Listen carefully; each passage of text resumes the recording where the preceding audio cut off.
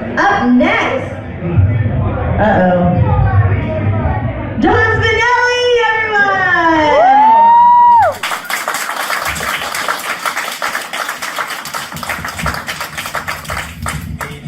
My name is John. John is short for Jonathan. My parents named me Jonathan, which literally translates to gift from God. So here I am. You're welcome. I know I'm supposed to do stand-up comedy, but I'm gonna take a knee in protest of this discriminatory art form to support all of my comedian friends who were born with no legs, who will never be able to do stand-up comedy. I got here earlier tonight, but I was stopped by a cop on the way here. And he pulled me over. I said, "Why'd you pull me over?" And he says, "I couldn't read your license plate." I couldn't read your license plate? I don't know. I just thought reading was a prerequisite for probably be a cop. I started doing stand-up in March. And I've seen lots of famous comedians being interviewed, and they say that they got into comedy because they wanted to meet girls. They wanted to get laid. And when I think about it, I started stand-up in March. The last time I got laid was in February.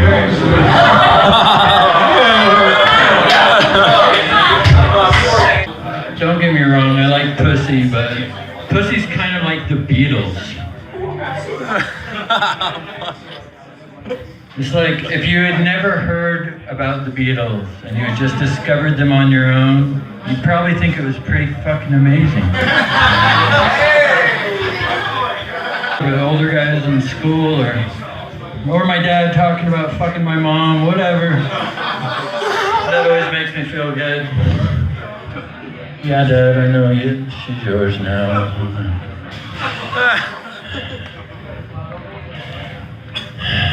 I got lost there.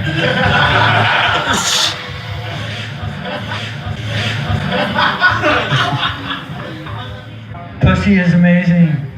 But if all you hear before you ever fucking touch one is her like, "Oh my God, dude, you gotta fucking get pussy. My whole life has changed. I'm a different person now."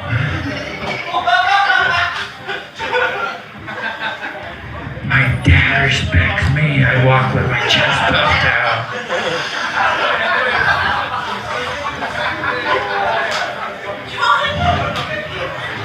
I don't mean to sound disappointed in the Beatles or in pussy. Although I don't care for the Beatles' early material. And Oh my God! not all pussies are created equal. I've had lots of great sex in my life, but sex isn't really that great. If any of you have ever done heroin, then you know what I'm talking about. If sex was heroin, I would totally rob my best friend, steal all of their cherished belongings, pawn them, and then go sit in my car for 7 hours in a scary, ghetto, dilapidated alleyway waiting for someone whose name I don't even know to come to my car to have sex. But I've never done that because sex isn't heroin. I am a heterosexual. This was not a choice, and I believe it was because I was breastfed. My mother breastfed me, and one day, out of fucking nowhere, she cut me off. Cold turkey. And ever since then, I've been searching the world over for another pair of tits to call my own for nourishment and comfort. Oedipus was on to something, he just took it a little too far. When I have sex with a girl, I I secretly wish that I got her pregnant afterwards. But it's not because I want to be a father. It's because nowadays it's really hard to find a girl who will just let you throw her down the stairs and repeatedly punch her in the stomach without her getting all mad at you. I've got some old school coat hangers if anybody needs to come over. My rates are reasonable. How many of you guys have had an abortion? Yeah. I've only got one girl pregnant my entire life.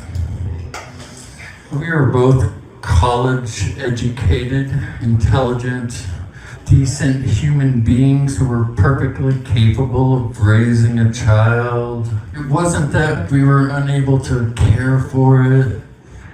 It's just, I always wanted to know what it felt like to kill a baby. That's not my joke. That's a Doug Stanhope joke. I stole it. But my joke, I insist, is twice as funny as his because my girlfriend aborted twins. So he got to experience the joy of killing one baby. I got to kill two. And I didn't think it would bother my conscience, but every night in my dreams, these two baby fetuses, they'll come to me in my dreams. Rationally, I don't feel bad about it. These two baby fetuses with like wings come down and say, "Daddy, why? Why?" And I wake up and I'm fucking freaked out. And then one time they come to me and they're like, always, "Why, Daddy? Why? And I reach in the drawer and I grab a picture of my ex-girlfriend and I show it to them. And they both start screaming and they fly away from me as fast as they can and they go, "Thank you, Daddy, thank you." So I just feel like I sent them to the back of the line so that they can be born to someone who's not a lying, deceitful, terrible cunt. God bless her. Last night, the girl who lived next door to me knocked on my door, and I was very drunk. I had spray butter in my hand. I'm a bachelor, I am not much of a cook. I was spraying butter on bread and eating it. I opened the door, and upon opening it, I sprayed butter on her arm immediately and proceeded to lick it off. I don't remember anything after that. Oh my God. I woke up the next day, freaked out, worried I'd be kicked out of the complex I lived in, worried that I creeped out my fucking neighbor. I got out of bed and I looked outside, and she was mowing my lawn. Just different people are into different shit. My wife just gave birth to a baby. Beautiful newborn baby. I haven't seen her in over 3 years. I'm pretty sure it's not mine. But we're still married. I have the police report and hospital x-rays to prove it. And I was at my sister's house the other day, and her and my mom were on christianmingle.com looking for a guy for my sister. I guess to find a guy to take her on a sexy date to an abstinence meeting or something at the church. But I was trying to be helpful, and not knowing about these things, I'd heard of Tinder. And I said, "Hey, sis, have you tried Tinder?" And she just fucking glared at me. She said, "That's just for hookups, that's just for sex." I'm like, maybe it is, I don't know. I'm sorry, I didn't know. And so I went home that night, and like I said, I've never used one of these things before, but that night I downloaded Tinder. No, to check it out for my sister. swiping left. My thumb starts bleeding. And then I come across someone who I find attractive, and I think, yes, there's somebody. And I look at the information, and it says, Jesus will always be the main man in my life. I'm not looking for hookups, and I am a proud single mother of 5 children. I couldn't find a dick-hungry, desperate slut with daddy issues on Tinder for my life.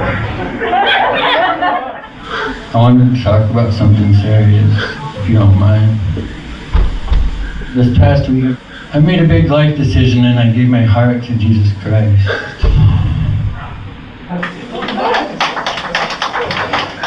But every day he breaks my heart. I'm always constantly getting heartbroken.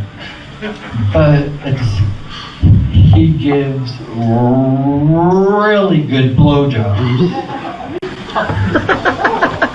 So it's like, I can't decide what to do. Like, if I leave him, I give up the killer BJs from JC. Or if I, stay with, I'm just torn. What would you guys do? I mean, everything makes sense now though. Like, why do you think those 12 guys are following him around everywhere? And he was raised as a carpenter, so he's really good with wood. And if he can raise the dead, heal the blind, walk on water, he sucks dick really good. But I think he has some real serious daddy issues.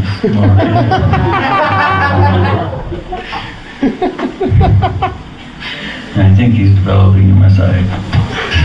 Because he's the Son of God. The Father, the Son, the Holy Spirit.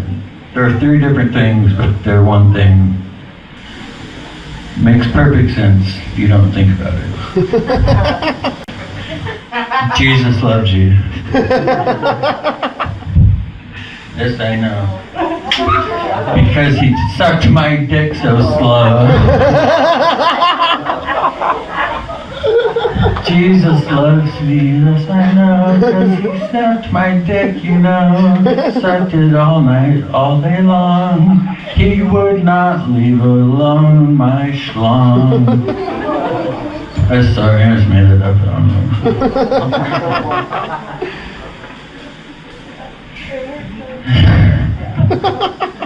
My dad's a preacher at a church, he's not gonna appreciate it when he sees this. That was all a joke. I'm not really with Jesus. He gave him up a long time ago, but I have this embarrassing medical condition. I'm ashamed to tell you about it. I have a Bible-shaped penis.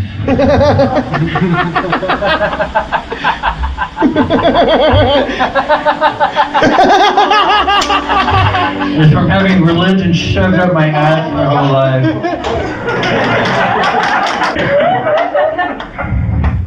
I used to turn to God for answers, but now I just use Wikipedia. I get the answers right away. Wikipedia does not threaten me with eternal torture. Wikipedia is just like God, but it's just not an asshole.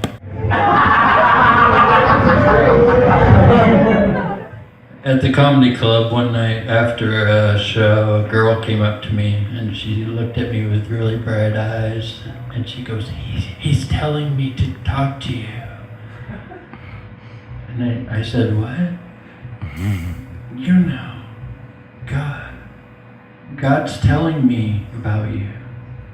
I don't know who the fuck she was.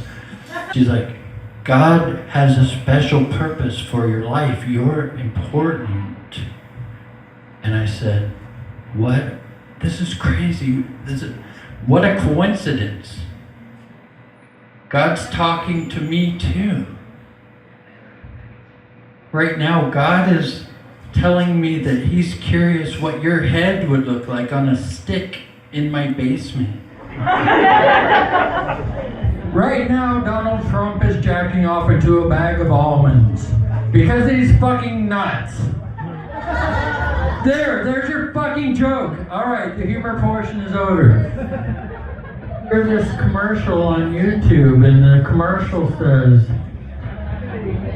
"Is depression more than sadness?" And when I hear that question, I imagine Robin Williams dangling from the ceiling as his very last breath exits his body, his wrists bleeding from his failed attempt at suicide the first time, dripping blood on the floor beneath his body that is dangling from the ceiling, dead. And I think that, yes, depression is more than sadness. I was gonna kill myself this morning, but I was just too depressed. Have any of you guys ever wished that all of your friends and all of your family were dead so that you could kill yourself and it wouldn't hurt anybody? People try to encourage you by saying, you know, there's a light at the end of the tunnel. There's always a light at the end of the tunnel. And then when someone's on their deathbed and they're dying, you say, go towards the light. Go towards the light. I think they're talking about the same light. So when these people are encouraging you and saying, don't worry, there's a light at the end of the tunnel, what they're saying is, don't worry, one day you're going to be fucking dead and you won't have to worry about all this shit anymore. On my way walking here from the parking lot, this guy stops me. He's like, hey, is yins from around here? Is y'all from around here? How y'all doing? I said, well, the last place I lived before I lived here was, I lived in Pennsylvania. And he said, Pennsylvania? Ain't that where all them Draculas and the castles and all the vampires is at? I couldn't tell if he was fucking joking with me, like pulling my leg and acting like an idiot, or if he really didn't know the difference between Pennsylvania and Transylvania. He didn't know. I said, I think you're thinking of Transylvania. And he said, shit, son, you're right.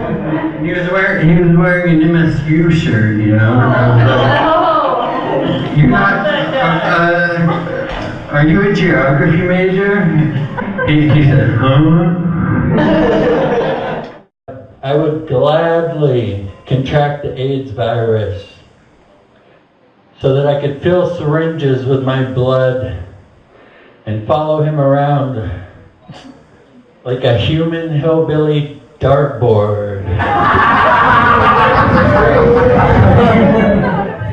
What do you guys want to talk about? Columbine. I think they had the right idea, but I don't approve of the way that they did not have specific targets. I mean, if you're gonna take a gun to school and you're gonna fucking kill people, you kill the guy who gave you a wedgie, you kill the teacher who gives you shit every day. Spinelli, you quit acting a squirrel. What the fuck does that mean? Science teacher. I was doing literally nothing. Spinelli, you quit acting a squirrel. I guess that's Missouri talk for...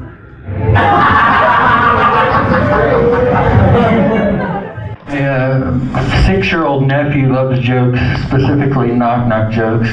I only know one knock-knock joke, but it's completely inappropriate to say to him, and I don't know if this is a well-known thing or not.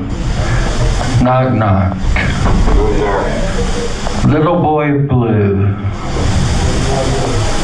Michael Jackson.